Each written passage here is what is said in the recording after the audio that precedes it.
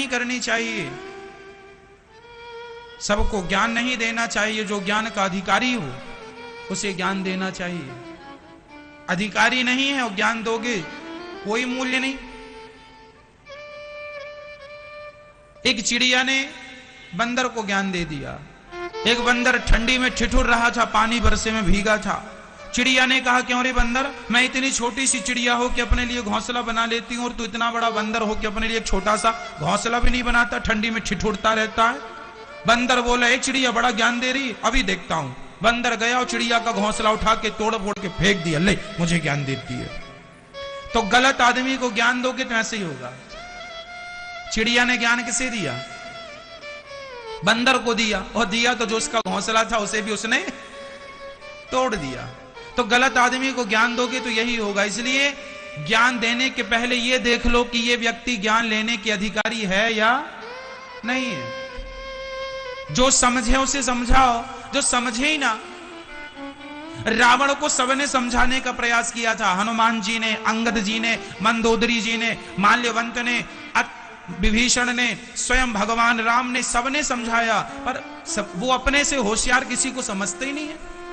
उसे लगता मैं 10 सिर वाला हूं, मैं, ये तो एक खोपड़ी वाले हैं, मैं 10 खोपड़ी वाला हूं। उसे लगता मैं सबसे ज्ञानी हूं, मैं सबसे समझदार हूं। और याद रखना, इंसान का यही अहंकार उसके विनाश का कारण हो जाता है। इसलिए वहां बोलना चाहिए जहां बोलने की जरूरत हो। आप सब जगह बोल के क्या करेंगे? मौन रहो तो ही अच्छा है, कम से कम विष मत घोलो। बोलो यदि पहले तुम तौलो, फिर मुख को खोला करना। पुष्प नहीं बन सकते हो तो कांटे बनकर मत रहना। जहां जरूरत है बोलने की खूब बोलिए, जहां चुप रहने की जरूरत है वहां चुप रहिए। कई बार ना, अच्छा कई बार क्या होता है, 2 लोग झगड़ा करते हैं, माना कि सास बहू झगड़ा, एक पड़ोसन चली गई। अब सुनना जरा, मैं गृहस्थी की विवाद सुना रहा हूं, आपके साथ ऐसा होता है। आप चले गए किसी के घर, और जिसके घर गए वहां सास बहू का उस दिन झगड़ा चल रहा था। अब दोनों सास बहू बैठी झगड़ा कर रही हैं और तुम्हें बिठा लिया। अब बहू कह रही है, मौसी बताओ हम सही हैं कि नहीं। अब यदि आपने बहू की तरफ सिर हिला दिया तो मालिकन बिगड़ जाएगी। और मालिकन ने कहा, बहन देख जरा ये बहू आज की और हमें आंख दिखा रही है, और जरा तुमने उसकी तरफ सिर हिला दिया तो बहू बिगड़ जाएगी। अब बताओ पड़ोसी को क्या करना चाहिए? ऐसा होता है कि नहीं? 2 लोग आपस में झगड़ा करते हैं और देखते आपकी तरफ है कि आप कोई निर्णय करेंगे, और वो ऐसे लोग हैं कि आपने एक की तरफ निर्णय दे दिया तो दूसरा नाराज। इसलिए ये मूर्ख लोग हैं, इनमें से किसी की तरफ निर्णय देना सही नहीं है। ये खतरे से खाली नहीं है, ये कल एक हो जाएंगे और तुम्हें गलत साबित करेंगे। कल पति पत्नी के झगड़े में तीसरा जो बोले वो महामूर्ख। ये पति पत्नी में झगड़ा हो गया। अब दोनों गए, बेटा अपनी मां के पास, बहू अपनी सास के पास। मां जी देखो ये हमें गालियां दे रहे हैं, मां देख ये गलती करती है। हम मां ने बेटे के पक्ष में बोल दिया तो बहू लो बेटे के पक्ष में बोल रही है, और जरा सास ने बहू के पक्ष में बोल दिया, बेटा अरे राम राम राम, मां बिक गई मेरी, बहू ने खरीद लिया, मां तो मेरी रही नहीं, वो बहू के पक्ष में चली गई। इस हाल में क्या करना चाहिए? शास्त्र यहां कहता चुप रहना चाहिए। तुम हमसे पूछ के लड़े थे, जब तुम लड़े थे तो हमसे पूछे थे, जब लड़े थे तो हमसे नहीं पूछे थे, तो अब तुम बिना पूछे एक हो जाओ, हमसे पूछने की जरूरत नहीं है। हमसे पूछ के लड़े होते तो हम तुम्हारा उत्तर देते। लेकिन कुछ ऐसे लोग होते हैं, जैसे सास बहू, बेटा बहू का झगड़ा हुआ, ससुर जी कूद पड़े, मैं बड़ा मुखिया हूं, मैं न्याय करूंगा। और तुम्हारे न्याय के चक्कर में न्याय वाय कुछ होता नहीं, आग और लग जाती है। बड़ू कूद पड़े जबरदस्ती, कुछ ज्ञान व्यान है नहीं गृहस्थी चलाने का, कूद पड़ते हैं कहीं भी। और सास कूद पड़ी, मेरे बेटे को कह रही है, काहे बुढ़ापा बिगाड़ रही हो, पानी भी बहू ही देगी, बेटा को समय नहीं मिलता पानी वानी देने का। बहू से दोस्ती करके चलो, बना के चलो, बनाने के लाख फायदे हैं, बिगाड़ने का एक भी नहीं है।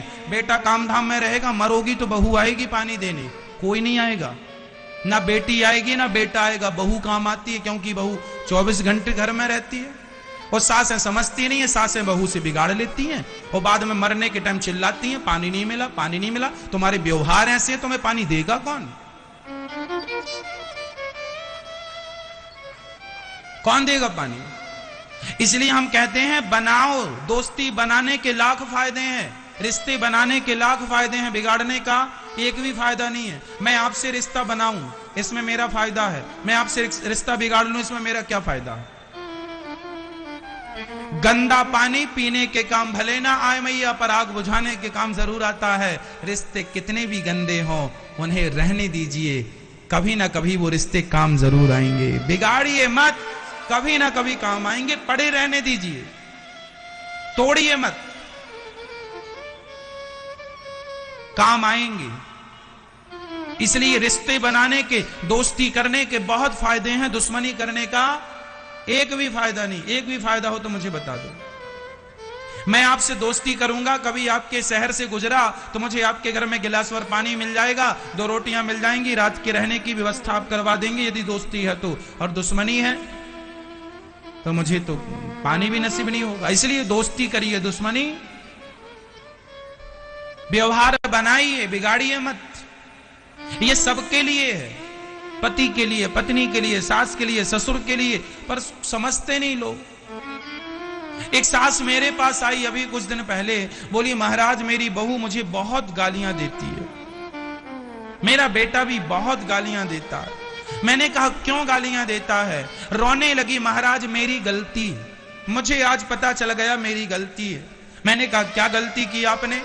बोले जब मेरे पति थे, मेरे पति के पास पैसा था, हम दोनों पति पत्नी आनंद से रहते थे। बहू आई, हमने बहू को खूब परेशान किया, पैसे का जलवा दिखाया, पैसे की अकड़ दिखाई और बहू खूब परेशान किया, उसे खूब तंग किया। बेटे को बहू से हमने कई बार लड़ाने की कोशिश की, झूठ मूठ का, लेकिन दिन बदलते देर नहीं लगे। कुछ दिन पहले मेरे पति चले गए और चले जाने के बाद मैं अकेली पड़ गई। और अब बहू जितना अत्याचार मैंने उससे किया था, उसके साथ एक एक का बदला ले रही है। मैं रो रही हूं, पर मुझे पता है कि ये मेरी ही कर्मों का दंड है। सच्ची बता रहा हूं, बिल्कुल सच्ची घटना है। मिला दूं आप कहो तो सास से मैं। इसलिए हम आपसे कहा करते हैं कि रिश्ते बिगाड़ने से कोई फायदा नहीं, गलत व्यवहार करने से कोई फायदा नहीं है, अच्छा व्यवहार कीजिए। आज आपका वक्त है, लेकिन याद रखिएगा यह वक्त सदैव नहीं रहता, समय सबका सदा एक सा नहीं रहता। दिन तो अर्जुन, युधिष्ठिर, इन लोगों के भी दिन बदले हैं, दिन तो रावण के भी बदले हैं, दिन तो भगवान राम के भी बदले हैं। धरती में आने वाला एक व्यक्ति बता दो जिनके दिन ना बदले हो। इसलिए मैया ये चमक सदा नहीं रहेगी, ये ठाट वाट सदा नहीं रहेगा, ये जय जयकार, ये इज्जत, ये सम्मान सदा नहीं रहेगी। जब तक परमात्मा चाह रहे हैं तब तक सब कुछ है, वो नहीं चाहेंगे कुछ नहीं रहेगा।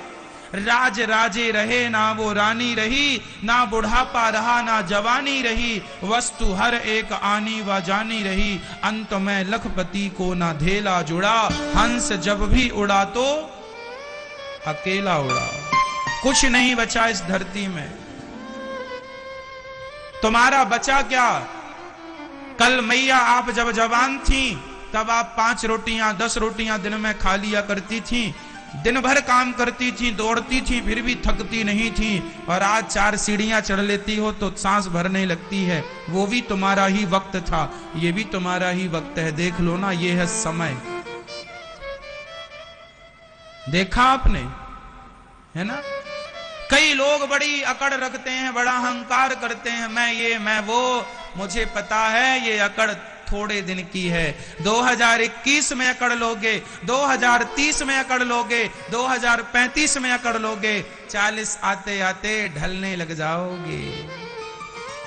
12 बजे सूर्य भगवान गर्म होते हैं, 1 बजे भी गर्म होते हैं, 2 बजे भी गर्म होते हैं, 3 बजते ही जरा सूर्य भगवान की गर्मी भी ठंडी होने लगती है। जब अकड़ सूर्य भगवान की नहीं चली तो गर्मी तुम्हारी और हमारी क्या चलेगी? अकड़ तुम्हारी और हमारी चलेगी?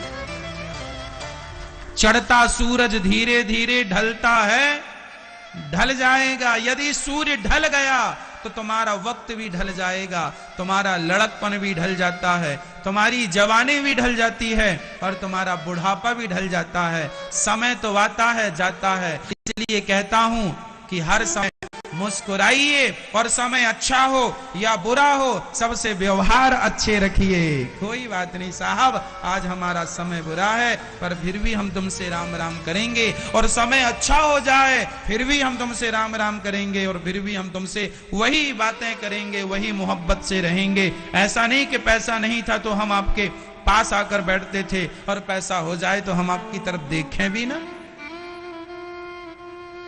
इसलिए समय बदलता है, ये सत्य है, लेकिन तुम ना बदल जाना। तुम जिस दिन बदल गए तुम्हारा समय उसी दिन बदल जाएगा। इसलिए हर हाल में प्रसन्न रहा करो और भगवान का धन्यवाद दिया करो। अकड़ किसकी रही है कि तुम्हारी और हमारी रहेगी? जवानी किसकी रही है कि तुम्हारी और हमारी रहेगी? ऐसा किसका रहा है कि तुम्हारा और हमारा रहेगा? बताओ, जो कल तक बड़े करोड़पति अरबपति हुआ करते थे आज लाले पड़े हैं कि नहीं? हाँ या ना? और जिनके पास कुछ नहीं था आज वो रईस हो गए हैं। ये समय ने परिकरवट ऐसी ली, उल्टा हो गया। जिनके पास सब कुछ था आज उनके पास कुछ नहीं है, और जिनके पास कुछ नहीं था आज उनके पास। ये प्रकृति है, पृथ्वी गोल है, बस ये समझो। सबको अवसर मिलेगा, सबको मौका मिलेगा। सब्र रखो, परमात्मा में विश्वास रखो, आएगा, तुम्हारा वक्त भी आएगा। धैर्य रखो।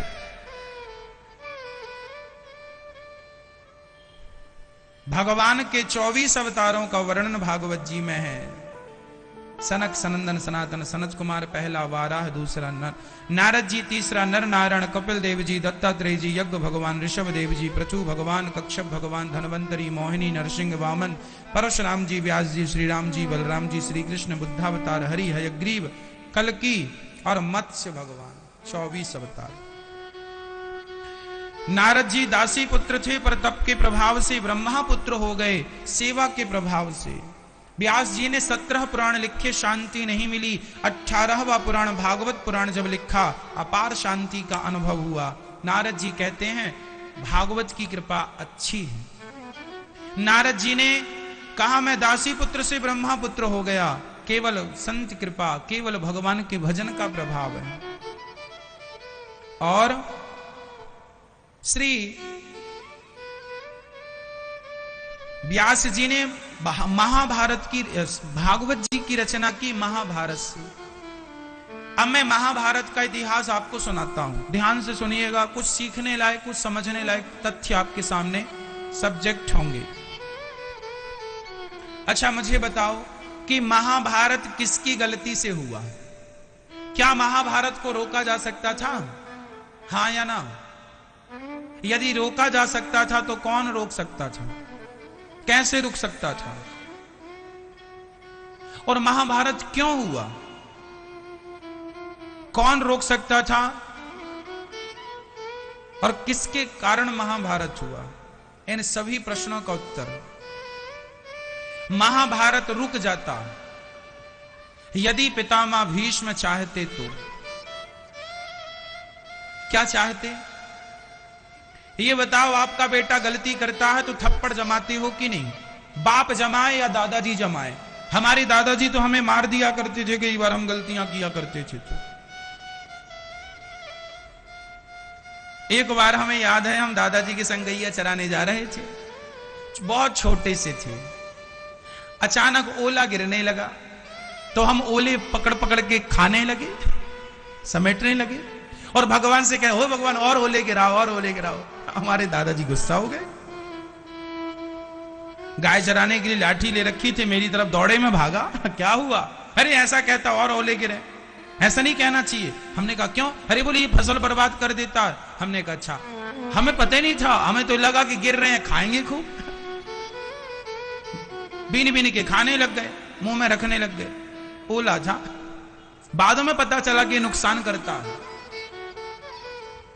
गलती करने पर हमारे दादाजी हमें डांटते थे, गलती करने पर हमारे पिताजी हमें डांटते हैं। अर्थ क्या निकला?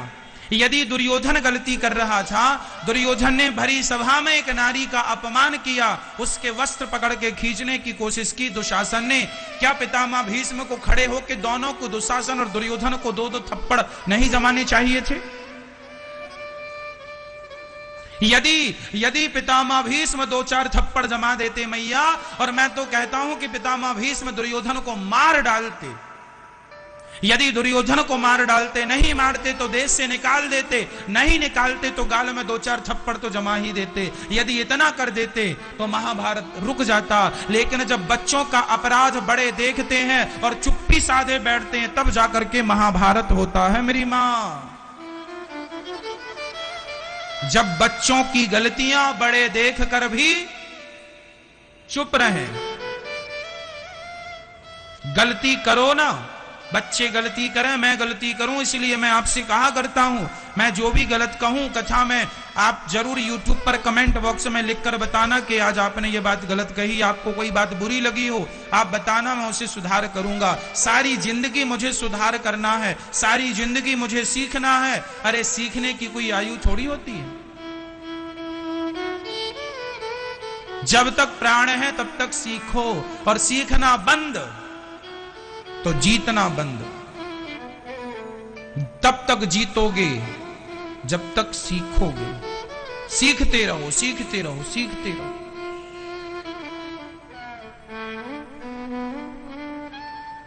खूब सीखना चाहिए।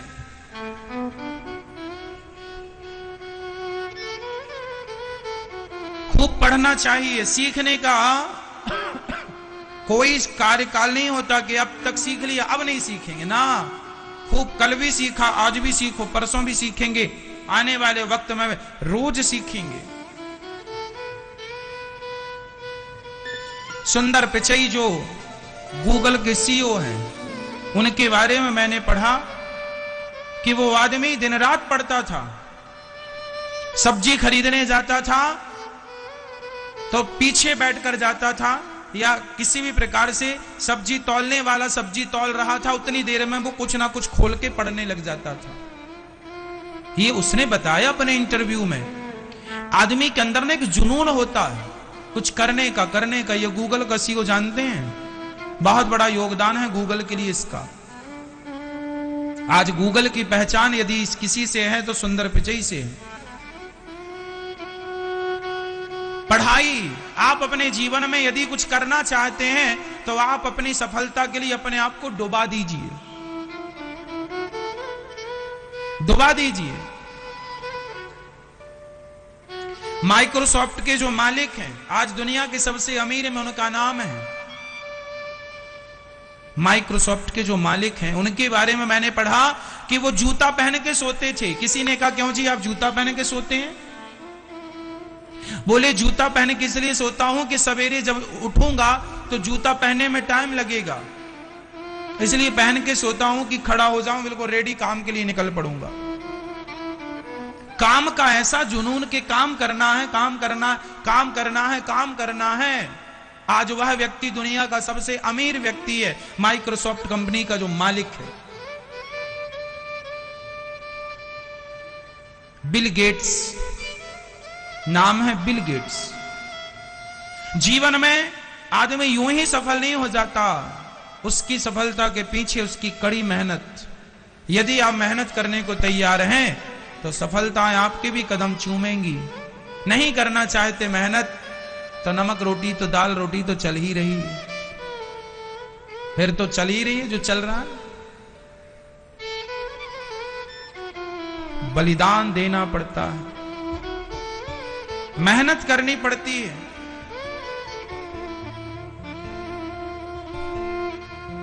गलत निर्णय ना हो एक भी नहीं तो सारी जिंदगी पश्चाताप करना पड़ेगा, रोना पड़ेगा। मेरी माँ पितामह भीष्म सारी जिंदगी रोए हैं इसलिए कि सही वक्त पर मैंने दुर्योधन को 2-4 थप्पड़ जमा दिए होते तो आज ये दिन ना देखने पड़ते। इस दुष्ट आदमी के कारण लाखों निर्दोष लोग मारे गए हैं महाभारत के युद्ध में। किसके कारण? एक दुर्योधन के कारण। और दुर्योधन बस नहीं, महाभारत में सबसे बड़ी भूमिका 2 लोगों की है, बाप और बेटे की। बाप कौन? बाप कौन? धृतराष्ट्र। बेटा कौन? दुर्योधन। आपका बाप धृतराष्ट्र तो नहीं है, देख लेना। और आपका बेटा दुर्योधन तो नहीं है, ये भी देख लेना। धृतराष्ट्र जैसा विधाता किसी को बाप ना दे। अब बताओ, ऐसा बाप था कि बैठा वहीं सभा में और बेटा साड़ी उतार रहा है महिला की।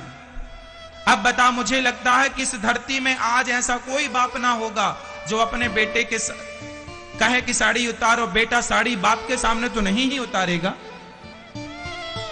आज का बेटा इतना लिहाजा तो करता है अपने बाप का कि भाई मेरा बाप बैठा है, मैं किसी महिला की साड़ी कैसे उतारूं। लेकिन दुर्योधन के बाप अर्थात धृतराष्ट्र वहां पर मौजूद थे जहां दुशासन द्रौपदी की साड़ी खींच रहा था।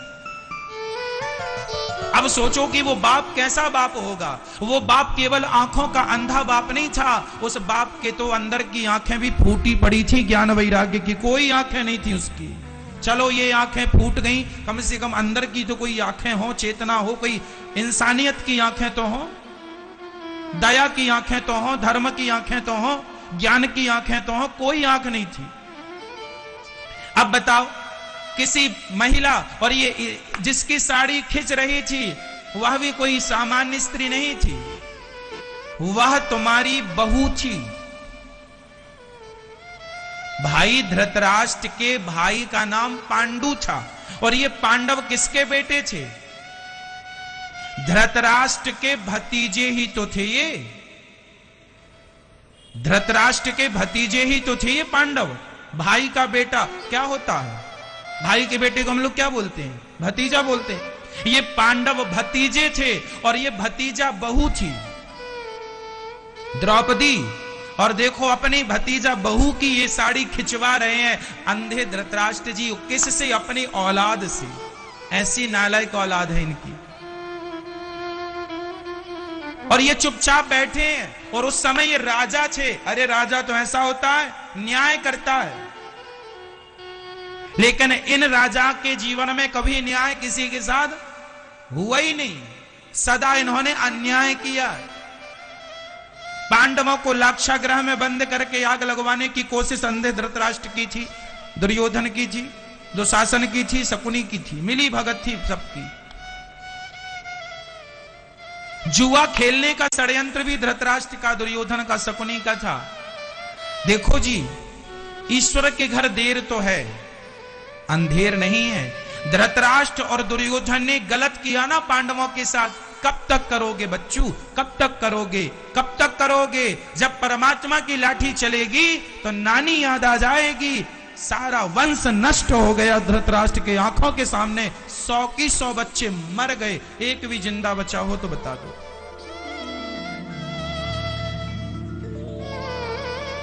मैया, पाप का अंत होता है, तुम कर लो, बड़ा मजा आता है पाप करने में। लूट लो, धन लूट लो, इज्जत लूट लो। कब तक लूटोगे? कब तक अन्याय अनीति से चलोगे? कितने दिन खैर मनाओगे? परिणाम बुरा है। न्याय हुआ, सिर्फ कौरव नहीं मारे गए, कौरवों का सहयोग जिन जिन लोगों ने किया था सब मारे गए। चाहे पितामह भीष्म हो, चाहे गुरु द्रोणाचार्य हो, चाहे दानवीर कर्ण हो। ये लोग बहुत धर्मात्मा थे तीनों, लेकिन चूंकि दुर्योधन जैसे गलत आदमी के साथ खड़े थे इसलिए सब मारे गए। गलती करना भी गलत है और गलत व्यक्ति का साथ देना भी गलत है। इस इतिहास से तुम्हें और हमें यह सीखना चाहिए कि बेटा गलती करे तो बाप को 2 थप्पड़ जरूर जमाना चाहिए। अंधे धृतराष्ट्र होके ना बैठ जाना, और आज अपना मुआयना कर लो, अपनी एक बार अपनी ओर देख लो कि कहीं तुम धृतराष्ट्र तो नहीं हो, तुम्हारे बच्चे गलत कर रहे हो, तुम चुपचाप बैठे हो। यदि तुमने गलत का साथ दिया, रोने वाला भी नहीं बचेगा।